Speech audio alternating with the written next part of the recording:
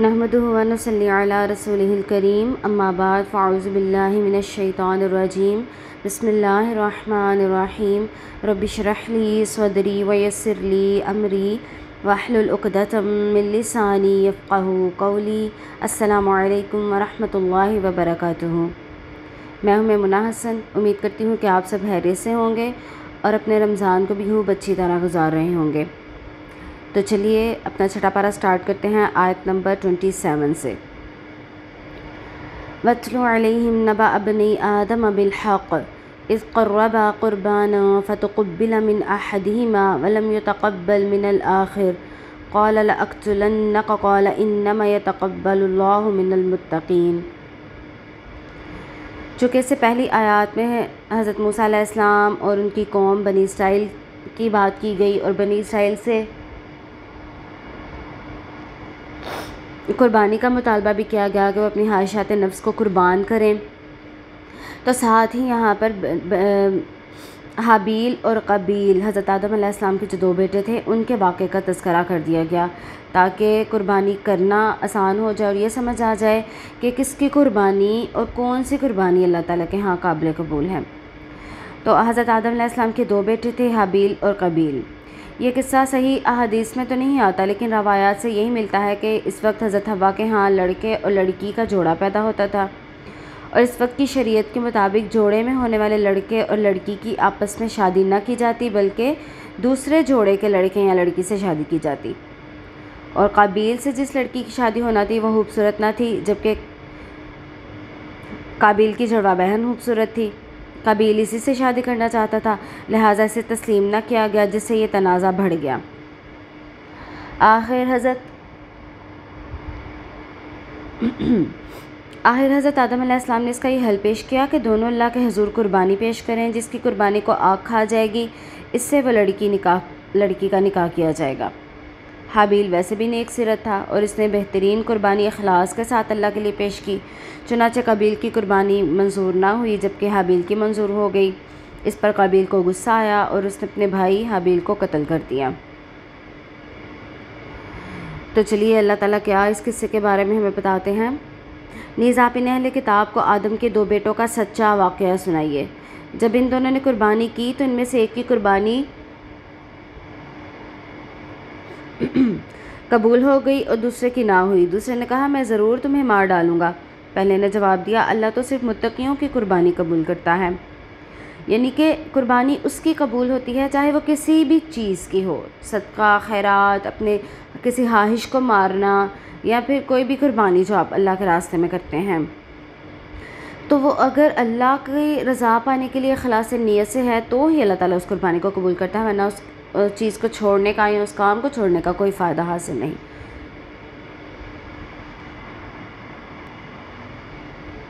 تو اس نے کہا کہ اگر تو مجھے مار ڈالنے کے بجائے میری طرف اپنا ہاتھ بڑھائے گا تو بھی تجھے قتل کرنے کے لیے اپنا ہاتھ نہیں بڑھاؤں گا، میں تو فقط اللہ رب العالمین سے ڈرتا ہوں۔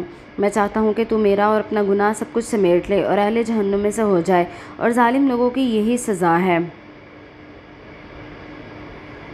بالآخر دوسرے نے اپنے آپ کو اپنے بھائی کے قتل پر آمادہ کر لیا، یعنی نفس کے بہکاوے میں آ گیا، چنانچہ اسے مار ڈالا، نقصان اٹھانے والوں میں سے ہو گیا۔ پھر اللہ نے ایک کوہ بھیجا جو زمین کو قرید رہا تھا تاکہ اس میں قاتل کو دکھلائے کہ اپنے بھائی کی لاش کیسے چھپا سکتا ہے۔ کوے کو دیکھ کر وہ کہنے لگا افسوس، میں تو اس کوے سے بھی گیا گزرا ہوں کہ اپنے بھائی کی لاش کو نہ چھپا سکا۔ بعد ازاں وہ اپنے کیے پر بہت نادم ہوا۔ تو جب قابیل نے حابیل کو قتل کر دیا تو کچھ عرصے کے بعد لاش سے بدبو اور سراند اٹھنے لگی۔ پہلے ہی وہ اپنے نیک سیرت بھائی کو قتل کر کے بہت پشیمان ہو رہا تھا، اب بھی پریشان ہوا کہ لاش کا کیا کرے۔ یہ دنیا میں شاید پہلا قتل تھا اور غالباً اس سے پہلے کوئی فوت نہ ہوا تھا، ورنہ قابیل کے لیے لاش کو ٹھکانے لگانا بڑا مسئلہ نہ ہوتا۔ پھر اللہ تعالیٰ نے کوے کو بھیجا۔ ایک کوے نے دوسرے کو چونچ مار مار کر ہلاک کر دیا، پھر چونچ سے گڑھا کھود کر مردے کو اس میں ڈالا، پھر برابر کر دیا۔ اس سے قابیل کو دفن کرنے کا طریقہ معلوم ہوا۔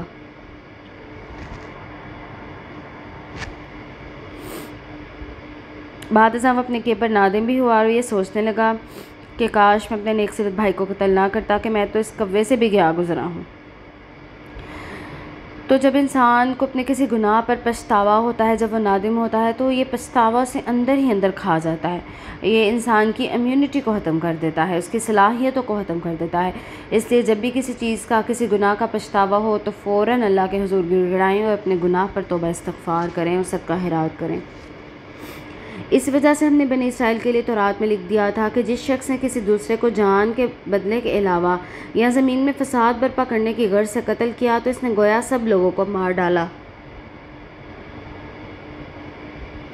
اور جس نے کسی کو قتل ناحق سے بچا لیا تو گویا سب لوگوں کی حیات کا موجب ہوا۔ اور ان کے پاس ہمارے رسول واضح دلائل لے کر آتے رہے، پھر بھی ان میں سے اکثر لوگ زمین میں زیادتیاں کرتے رہے۔ حضرت عبداللہ بن مسعود کہتے ہیں کہ آپ صلی اللہ علیہ وسلم نے فرمایا، جو شخص بھی مظلوم قتل ہوتا ہے تو اس کا گناہ آدم کے پہلے بیٹے پر لاد دیا جاتا ہے، کیونکہ وہی شخص ہے جس نے قتل کو جاری کیا تھا۔ اس طرح قتل ناحق کے اثرات کے اعتبار سے پوری انسانیت کے قتل کے مترادف ہے کہ ایسا قاتل پوری انسانیت اور امن کا دشمن ہے، کیونکہ ایک انسان کو قتل کرتے دیکھ کر دوسرے لوگ بھی دلیر ہو جاتے ہیں۔ اس لیے اللہ تعالیٰ نے فرمایا کہ ایک انسان کو قتل کرنا گویا پوری انسانیت کو قتل کرنے کے مترادف ہے، اور ایک جان کو بچانا گویا پوری انسانیت کی جان کو بچانے کے مترادف ہے۔ جو لوگ اللہ اس کے رسول سے جنگ کرتے ہیں اور زمین میں فساد برپا کرنے کی کوشش کرتے ہیں، ان کی سزا یہی ہو سکتی ہے کہ انہیں اذیت سے قتل کیا جائے یا سولی پر لٹکایا جائے، یا ان کے ہاتھ پاؤں مخالف سمتوں سے کاٹ دیے جائیں یا انہیں جلا وطن کر دیا جائے۔ ان کے لیے یہ ذلت دنیا میں بھی ہے اور آخرت میں بھی انہیں بہت بڑا عذاب ہوگا۔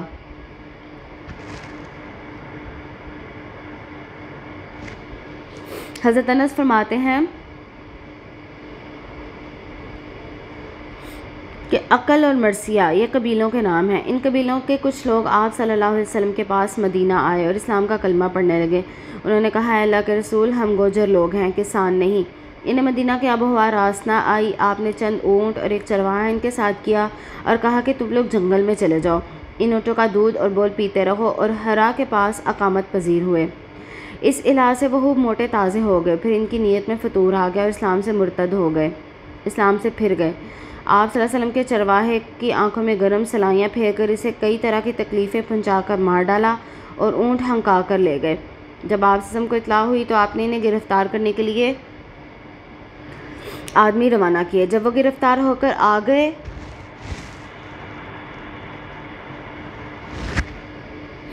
تو آپ نے حکم دیا کہ ان کی آنکھوں میں بھی گرم سلائیاں پھیری جائیں، ان کے ہاتھ پاؤں کاٹے جائیں اور ہررا کے کونے میں پھینک دیا جائے، اور ان کے ساتھ اسی طرح کیا گیا۔ پھر وہ اسی حال میں مر گئے۔ وہ پانی مانگتے تھے لیکن کوئی انہیں پانی نہ دیتا تھا۔ ابو قلابہ کہتے ہیں کہ یہ اس لیے کہ انہوں نے چوری کی، خون بہایا اور ایمان کے بعد کفر کیا اور اللہ کے رسول صلی اللہ علیہ وسلم سے محاربہ کیا۔ اس حدیث اور آیت سے یہ بات بھی واضح ہو جاتی ہے کہ انسان کا جرم جتنا بڑا ہوگا، جتنی شدت کا ہوگا، سزا بھی اسے اتنی ہی زیادہ اور اتنی شدت کی ملے گی۔ مگر جو لوگ توبہ کر لیں اس سے پہلے کہ تم ان پر قابو پاؤ، اس لیے ان کے لیے سزائیں نہیں ہیں، اور جان لو کہ اللہ بڑا بخشنے والا، رحم کرنے والا ہے۔ یا ایھا الذین آمنوا اتقوا اللہ وابتغوا الیہ الوسیلۃ وجاہدوا فی سبیلہ لعلکم تفلحون۔ اے ایمان والو، اللہ سے ڈرتے رہو، اس کے حضور باریابی کے لیے ذریعہ تلاش کرتے رہو اور اس کی راہ میں جہاد کرتے رہو تاکہ تم کامیاب ہو جاؤ۔ اب یہاں جو وسیلہ کا لفظ ہے اس کا مطلب ہے اللہ کا تقرب حاصل کرنا۔ اللہ کا تقرب حاصل کرنے کے لیے جو بھی ذریعہ اختیار کیا جائے وہ وسیلہ کہلاتا ہے۔ اسی طرح وسیلہ حاصل کرنے کی صرف دو جائز صورتیں ہیں، ایک یہ کہ کسی زندہ شخص سے دعا کرانا، جیسے آپ وسلم کی وفات کے بعد لوگ حضرت عباس کے ذریعے بارش کی دعا کراتے تھے تو بارش ہو جاتی تھی۔ اسی طرح اپنے نیک اعمال کا وسیلہ بنا کر دعا کرنا، یہ بھی صحیح حدیث سے ثابت ہے۔ جنت میں عرش کے قریب ایک عزت والے مقام کا نام بھی وسیلہ ہے۔ مردوں کو وسیلہ بنا کر، قبروں پر جا کر مردوں کو وسیلہ بنا کر دعا کرنا قرآن و سنت سے ثابت نہیں۔ صرف اپنے نیک اعمال کو یا وسیلہ بنایا جا سکتا ہے، یا پھر کسی زندہ شخص سے دعا کرائی جا سکتی ہے، مردوں سے نہیں۔ اپنے نیک اعمال مثلا نماز، سجدہ، قرآن سے تعلق، تہجد، کوئی بھی نیک عمل جو آپ کرتے ہیں اس کو وسیلہ بنا کر دعا کی جا سکتی ہے۔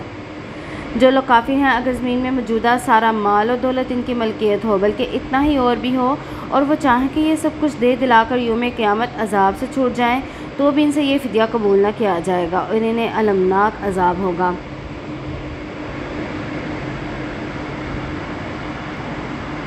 وہ چاہیں گے کہ کسی طرح جہنم سے نکل جائیں، مگر اس سے وہ نہ نکل سکیں گے، کیونکہ انہیں ہمیشہ رہنے والا عذاب ہوگا۔ والسارق والسارقة فاقطعوا أيديهما جزاء بما كسبا نكالا من الله والله عزيز حكيم۔ اور چور خواہ مرد ہو یا عورت، دونوں کے ہاتھ کاٹ دو، یہ اس لیے کہ یہ ان کے کیے کا بدلہ ہے، اور اللہ کی طرف سے عبرت ہے، اور اللہ غالب بھی ہے اور حکمت والا بھی۔ حضرت عائشہ رضی اللہ تعالیٰ روایت کرتی ہیں کہ آپ صلی اللہ علیہ وسلم نے فرمایا، چور کا ہاتھ چوتھائی دینار یا اس سے زائد پر کاٹا جائے۔ اگر وہ پہلی دفعہ چوری کرے تو دائیں ہاتھ کاٹا جائے، پھر کرے تو بایاں ہاتھ کاٹا جائے۔ پھر جو شخص ایسا ظلم کرنے کے بعد توبہ کر لے اور اپنی اصلاح کر لے تو اللہ اس کی توبہ قبول کر لیتا ہے، وہ یقیناً بہت بخشنے والا، رحم کرنے والا ہے۔ کیا آپ کو علم نہیں کہ آسمان اور زمین کی حکومت اللہ ہی کی ہے؟ وہ جسے چاہے عذاب دے اور جسے چاہے بخش دے، اور اللہ ہر چیز پر قادر ہے۔ اے رسول صلی اللہ علیہ وسلم، آپ ان لوگوں سے غمزدہ نہ ہوں جو کفر میں دوڑ دھوپ کر رہے ہیں۔ ان میں سے تو کچھ وہ ہیں جو اپنی زبان سے تو کہتے ہیں کہ ہم ایمان لائے، مگر ان کے دل ایمان نہیں لاتے۔ اور کچھ یہودی ایسے ہیں جو جھوٹ بنانے کے لیے کان لگاتے ہیں، اور ان کے لیے کان لگاتے ہیں جو آپ کے پاس نہیں آتے۔ وہ کتاب اللہ کے کلمات کا موقع محل متعین ہونے کے بعد اسے بدل ڈالتے ہیں۔ لوگوں سے کہتے ہیں اگر یہ نبی تمہیں ایسا ایسا حکم دے تو مان لینا، اور اگر نہ دے تو نہ ماننا، اور جسے اللہ ہی فتنے میں مبتلا رکھنا چاہے تو اس اللہ کی گرفت سے بچانے کے لیے آپ کچھ نہیں کر سکتے۔ اللہ تعالیٰ ایسے لوگوں کے دلوں کو پاک نہیں کرنا چاہتا۔ ان کے لیے دنیا میں بھی رسوائی ہے اور آخرت میں بھی انہیں بہت بڑا عذاب ہوگا۔ یعنی ان کا فتنہ یہ ہے کہ نہ تو وہ تورات کے احکام ماننے کو تیار ہیں یہودی، اور نہ ہی آپ صلی اللہ علیہ وسلم کے احکامات ماننے کو تیار ہیں۔ جھوٹ بنانے کے لیے جاسوسی کرتے ہیں۔ اس کے علاوہ حرام خور بھی ہیں۔ اگر یہ آپ کے پاس آئیں تو ان کے مابین فیصلہ کر دو یا ان سے اعراض کرو، اور اگر آپ اعراض کریں گے تو بھی وہ آپ کا کچھ بگاڑ نہیں سکتے۔ ہاں، اگر آپ ان کے مابین فیصلہ کریں تو پھر انصاف کے ساتھ فیصلہ کریں، کیونکہ اللہ انصاف کرنے والوں کو پسند کرتا ہے۔ اور آپ کو یہ کیسے حاکم بنا سکتے ہیں جبکہ ان کے پاس تورات ہے جس میں اللہ کا حکم موجود ہے، اس کے باوجود وہ اس حکم سے منہ پھیر لیتے ہیں۔ حقیقت میں یہ لوگ ایمان ہی نہیں رکھتے۔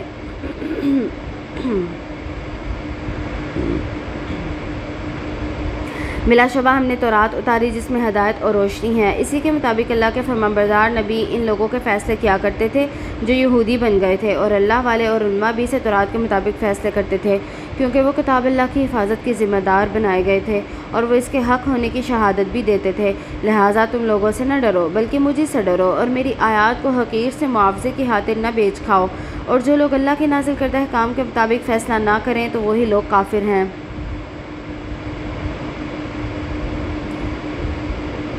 اسی لیے ہم نے تورات میں یہ لکھ دیا تھا کہ جان کے بدلے جان ہوگی، آنکھ کے بدلے آنکھ، ناک کے بدلے ناک، کان کے بدلے کان، دانت کے بدلے دانت، اور زخموں کا بدلہ برابر ہوگا۔ اور جو شخص اپنے حق سے دستبردار ہو جائے تو یہ اس کے لیے اپنے گناہوں کا کفارہ بن جائے گا، اور جو لوگ اللہ کے نازل کردہ احکام کے مطابق فیصلہ نہ کریں تو ایسے ہی لوگ ظالم ہیں۔ حضرت انس فرماتے ہیں کہ یہودی نے ایک مسلمان لڑکی جو کہ زیور پہنے ہوئی تھی، محض زیور حاصل کرنے کے لیے اس کا سر کچل دیا۔ اس لڑکی سے پوچھا گیا کہ کس نے تیرا سر کچلا؟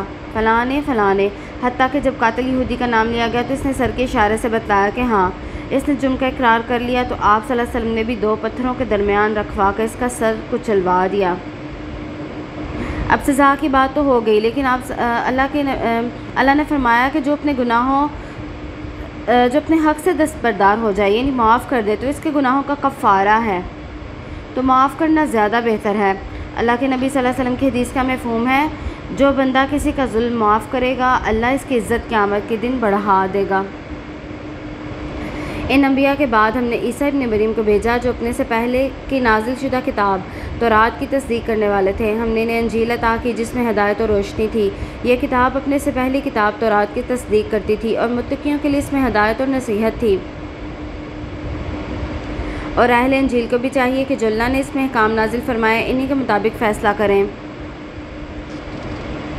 اور جو اللہ کے نازل کردہ احکام کے مطابق فیصلہ نہ کریں تو در حقیقت وہی نافرمان ہیں۔ اور ہم نے آپ پر مبنی برحق کتاب نازل کی ہے جو اپنے سے پہلی کتاب کی تصدیق کرتی ہے اور اس کی جامع نگران بھی ہے، لہٰذا ان کے فیصلے اللہ کے نازل کردہ احکام کے مطابق کیجیے۔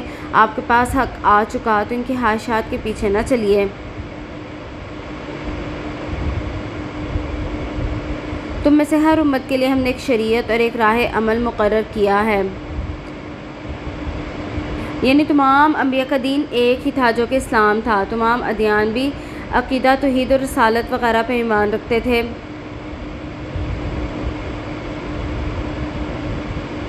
حضرت ابو ہریرہ سے روایت ہے کہ آپ صلی اللہ علیہ وسلم نے فرمایا، ہم انبیاء کی جماعت اللاتی اولاد ہیں جن کی مائیں مختلف ہیں جبکہ دین ایک ہی ہے، اور اگر اللہ چاہتا تو تمہیں ایک ہی امت بنا دیتا، لیکن اس نے جو کچھ تمہیں دیا ہے اس میں تمہاری آزمائش چاہتا ہے، لہٰذا فاستبقوا الخیرات، بھلائیوں میں سبقت اختیار کرو۔ تم سب نے اللہ ہی کی طرف لوٹنا ہے، پھر جن باتوں میں تم اختلاف کرتے رہے وہ تمہیں بتا دے گا، اور ان کا فیصلہ اللہ کے نازل کردہ احکام کے مطابق کیجیے، ان کی خواہشات کی پیروی نہ کیجیے، اور ہوشیار رہیے۔ جو احکام اللہ نے آپ کی طرف نازل کیے ہیں ان کے کچھ حصے سے تو آپ کو یہ منحرف نہ کریں، اور اگر یہ اعراض کریں تو جان لیجئے کہ اللہ انہیں ان کے بعض جرائم کی سزا دینا چاہتا ہے، بلا شبہ ان میں سے اکثر لوگ نافرمان ہیں۔ کیا یہ لوگ جاہلیت کا فیصلہ چاہتے ہیں؟ حالانکہ یقین کرنے والوں کے نزدیک اللہ سے بہتر فیصلہ کرنے والا کوئی نہیں ہو سکتا۔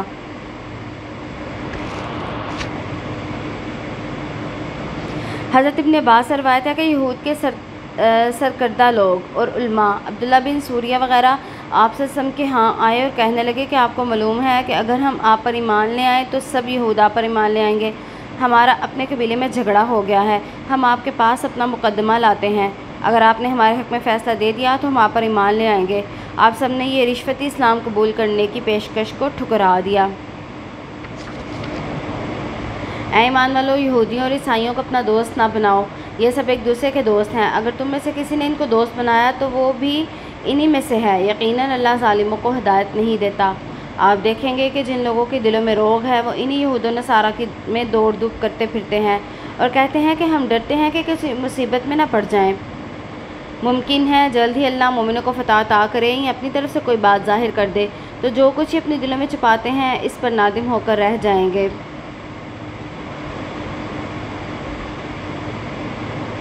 اور اہل ایمان یوں کہیں گے کہ یہی وہ لوگ ہیں جو اللہ کی بڑی بھاری قسمیں اٹھا کر کہتے تھے کہ یقیناً ہم تمہارے ساتھ ہیں۔ ایسے منافقوں کے اعمال برباد ہو گئے اور انہوں نے بالآخر نقصان ہی اٹھایا۔ اے ایمان والو، اگر تم میں سے کوئی اپنے دین سے پھرتا ہے یا پھر جائے، عنقریب اللہ ایسے لوگ لے آئے گا جن سے اللہ محبت رکھے اور اللہ سے محبت رکھیں، مومنوں کے حق میں نرم اور کافروں کے حق میں سخت ہوں، اللہ کی راہ میں جہاد کریں اور کسی ملامت کرنے والے کی ملامت سے خوفزدہ نہ ہوں۔ یہ اللہ کا فضل ہے، جسے چاہے وہ دے، وہ بہت فراخی والا اور علیم ہے، جاننے والا ہے۔ اللہ ایمان صرف اسے دیتا ہے جس سے وہ محبت کرتا ہے، اور کس سے وہ محبت کرتا ہے؟ جو نیکیوں میں آگے بڑھنے والا ہو۔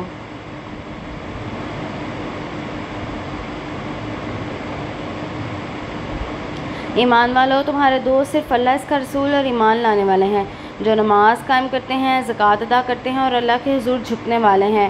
وَمَن يَتَوَلَّ اللَّهَ وَرَسُولَهُ وَالَّذِينَ آمَنُوا فَإِنَّ حِزْبَ اللَّهِ هُمُ الْغَالِبُونَ، اور جو شخص اللہ کو اور اس کے رسول و مومنوں کو دوست بنا لے، وہ یقین رکھے کہ اللہ کی جماعت ہی غالب ہو کر رہے گی۔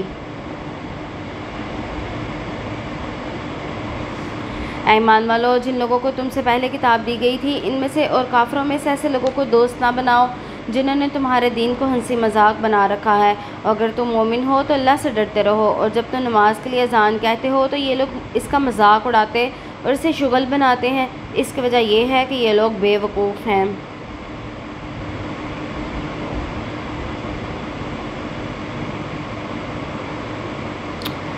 اذان کے کلمات میں چونکہ توحید اور رسالت کی مکمل دعوت ہے، اس کے علاوہ نماز جو کہ دین کا ستون ہے اس کی بھی یہ دعوت ہے، چنانچہ اسے مکمل دعوت کہا گیا۔ تو یہ دعوت صبح شام 5 وقت میں جب گونجتی تو ان کفار کو بڑی تکلیف ہوتی ہے، اسے مذاق سے ٹالنے کی کوشش کرتے۔ آج بھی لوگوں میں سے نفاق اور شقاق کا جو مرض ہے، جب یہ کلمات انہیں بڑے ناگوار گزرتے ہیں۔ حضرت عمر سے اذان کے جواب کی فضیلت کے سلسلے میں ایک روایت ہے کہ ہر کلمے کا جواب وہی دو جو کلمہ ہے، سوائے حی علی الصلاۃ اور حی علی الفلاح کے۔ ان کے جواب میں کہو لا حول ولا قوۃ الا باللہ۔ اور یہ بھی حدیث میں آتا ہے کہ اذان کو خاموشی سے سننا چاہیے، اذان کے بعد جو بھی دعا کی جائے وہ رد نہیں ہوتی۔ حضرت سعد بن ابی وقاص کہتے ہیں کہ آپ صلی اللہ علیہ وسلم نے فرمایا، جس نے اذان سن کر یہ کلمات کہے، اشہد ان لا الہ الا اللہ وحدہ لا شریک لہ وان محمد عبدہ ورسولہ رضیت باللہ ربا وبمحمد رسولا وبالاسلام دینا، تو اس کے گناہ بخش دیے جاتے ہیں۔ تو یہ دعا چھوٹی سی ہے، یاد کر لیجئے۔ آپ یہود سے کہیے، اے اہل کتاب، تمہیں ہم سے کہاں کیا بیر ہے، سوائے اس کے کہ ہم اللہ پر ایمان لاتے ہیں اور اس پر بھی جو ہماری طرف نازل کیا گیا اور اس پر بھی جو ہم سے پہلے نازل ہوا تھا، اور اکثر ان میں سے نافرمان ہیں۔ آپ کہہ دیجئے کہ کیا میں تم اللہ کے ہاں انجام کے لحاظ سے اس سے بھی بدتر انجام والے کی خبر دوں؟ وہ لوگ جن پر اللہ نے لعنت کی اور اس پر ان کا غضب نازل ہوا، پھر ان میں سے بعض کو اس نے بندر اور سور بنا دیا اور بعض کو طاغوت کے بندے بنا دیا، یہی لوگ درجے کے لحاظ سے بدتر اور سیدھی راہ سے بھٹکے ہوئے ہیں۔ اور جب وہ آپ کے پاس آتے ہیں تو کہتے ہیں کہ ہم ایمان لے آئے، حالانکہ جب وہ آئے تب بھی کافر تھے اور جب گئے تب بھی کافر تھے، اور جو کچھ وہ چھپاتے ہیں اسے اللہ تعالیٰ خوب جانتا ہے۔ ان میں اکثر کو آپ دیکھیں گے گناہ اور زیادتی کے کاموں اور حرام خوری میں تگ و دو کرتے پھرتے ہیں۔ جو کام یہ کر رہے ہیں وہ بہت برے ہیں۔ ان کے مشائخ اور علماء ان یہود کو گناہ پر زبان کھولنے اور حرام کھانے سے کیوں نہیں روکتے؟ بہت برا ہے جو یہ لوگ کر رہے ہیں۔ یہود کہتے ہیں کہ اللہ کا ہاتھ بندھا ہوا ہے، بندھے ہوئے تو انہی کے ہاتھ ہیں، اور یہ کہنے کی وجہ سے ان پہ پھٹکار پڑ گئی، بلکہ اللہ کے ہاتھ کھلے ہیں، وہ جیسے چاہتا ہے خرچ کرتا ہے، اور جو آپ کے رب کی طرف سے آپ پر نازل ہوا ہے اس نے ان کی اکثریت کو سرکشی و کفر میں اور بڑھا دیا۔ ہم نے ان کے درمیان روز قیامت تک عداوت اور کینہ ڈال دیا ہے۔ جب بھی یہ لوگ جنگ کی آگ بھڑکاتے ہیں اللہ اسے بجھا دیتا ہے، اور وہ ہر وقت زمین میں فساد برپا کرنے میں لگے رہتے ہیں، اور اللہ فساد کرنے والوں کو پسند نہیں کرتا۔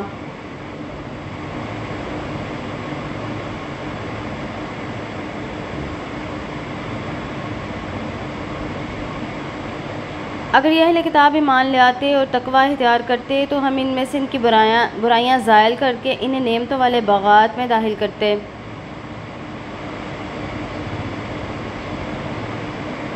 اور اگر یہ لوگ تورات اور انجیل پر دوسری کتابوں پر جو ان کے رب کی طرف سے نازل ہوئیں عمل پیرا رہتے تو ان کے اوپر سے بھی کھانے کو رزق برستا اور پاؤں تلے سے بھی ابلتا۔ ان میں سے کچھ لوگ تو راست رو ہیں اور ان میں سے اکثر فاسق ہیں۔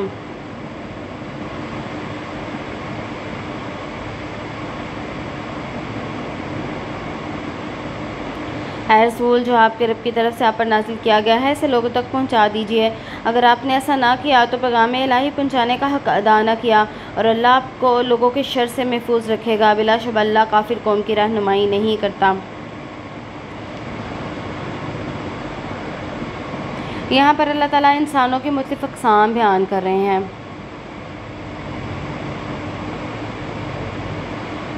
اور یہ بات ہمیں سمجھائی جا رہی ہے کہ جو زمین صاف ہوتی ہے اس کی مٹی سے بھی اتنی ہی خوشبو آتی ہے اور وہ پانی جذب کر کے ہری بھری ہو جاتی ہے۔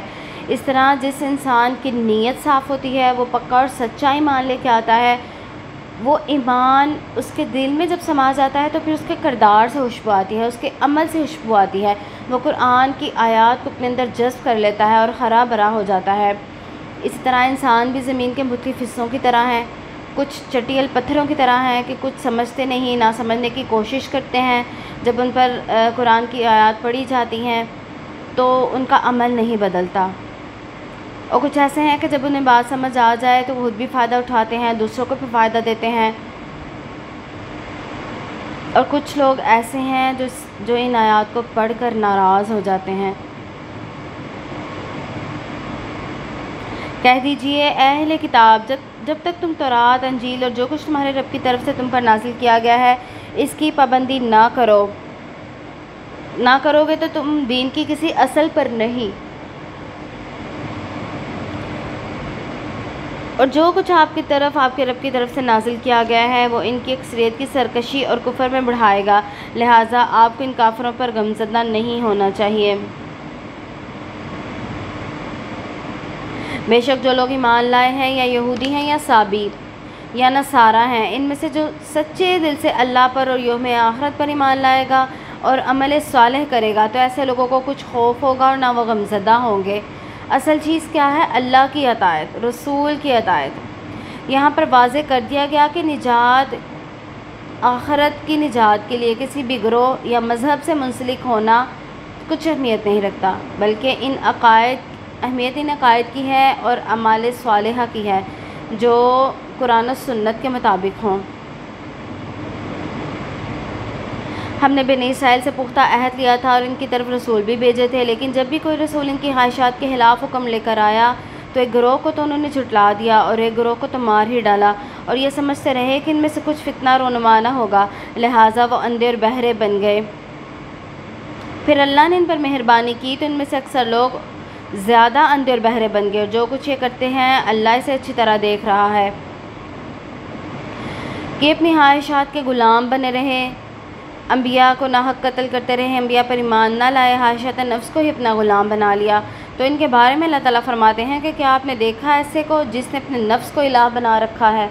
تو جو اپنے نفس کو الہ بنا لے وہ اندھا بہرا ہو جاتا ہے، اسے حق بات سمجھ نہیں آتی، نہ ہی دکھائی دیتی ہے۔ بلا شبہ وہ لوگ کافر ہیں جنہوں نے کہا کہ مسیح ابن مریم ہی اللہ ہے، حالانکہ مسیح نے تو یہ کہا تھا کہ اے بنی اسرائیل، اللہ کی عبادت کرو جو میرا رب ہے اور تمہارا بھی، کیونکہ جو شخص اللہ سے شرک کرتا ہے اللہ نے اس پر جنت حرام کر دی ہے اور اس کا ٹھکانہ جہنم ہے، اور ظالموں کا بھی کوئی مددگار نہ ہوگا۔ بلا شبہ وہ لوگ کافر ہو چکے جنہوں نے کہا کہ اللہ تین میں سے تیسرا ہے، حالانکہ الہ تو صرف وہی اکیلا ہے۔ اگر یہ لوگ اپنی باتوں سے باز نہ آئے تو ان میں سے جو کافر ہیں انہیں المناک عذاب ہوگا۔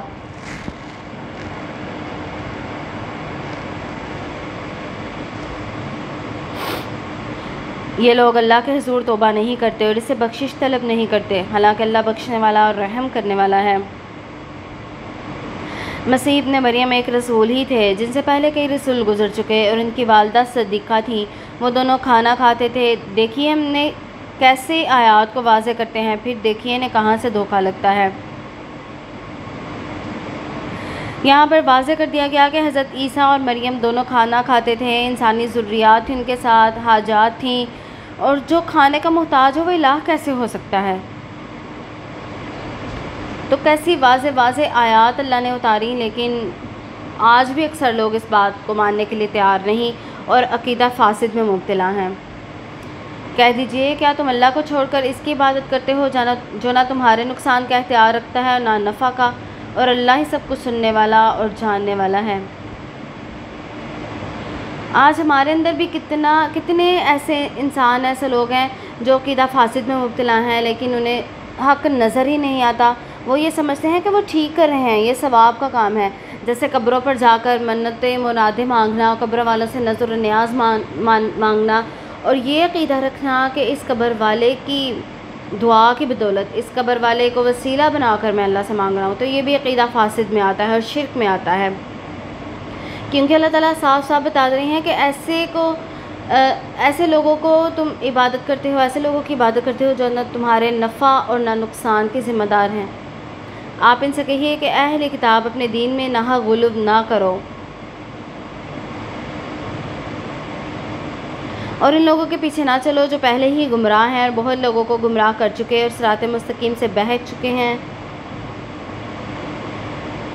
بنی اسرائیل میں سے کچھ لوگ جو کافر ہو گئے، ان پر داؤد اور عیسیٰ ابن مریم کی زبان سے لعنت کی گئی، کیونکہ وہ نافرمان ہو گئے تھے، حد سے آگے نکل گئے تھے اور ان برے کاموں سے منع نہیں کرتے تھے جو وہ کر رہے تھے، اور وہ جو کر رہے تھے وہ بہت برا تھا۔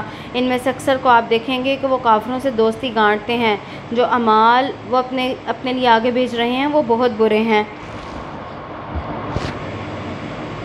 ان سے اللہ بھی ناراض ہو گیا، خود بھی ہمیشہ عذاب میں رہیں گے۔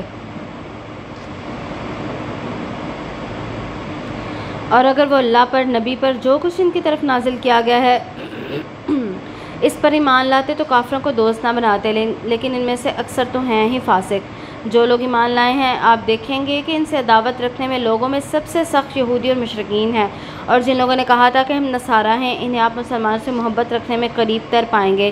وجہ یہ ہے کہ ان میں عبادت گزار، عالم اور زاہد پائے جاتے ہیں، اور وہ متکبر بھی نہیں ہوتے۔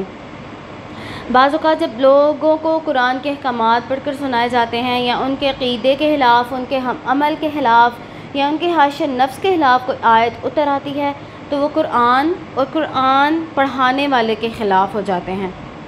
یہ رویہ بالکل غلط ہے، بلکہ اس بات پر ہمیں اللہ کا شکر ادا کرنا چاہیے کہ اس نے دنیا میں ہی ہمیں ہماری نادانیاں، ہماری غلطیاں دکھا دیں اور ہمیں اصلاح کا موقع دے دیا۔ تو اللہ تعالیٰ سے دعا ہے کہ وہ ہماری غلطیاں ہمیں زندگی میں ہی دکھا دے تاکہ ہم اپنی اصلاح کر سکیں اور آخرت میں اللہ تعالیٰ کے عذاب سے بچ سکیں۔ وما علینا الا البلاغ۔ السلام علیکم ورحمۃ اللہ وبرکاتہ۔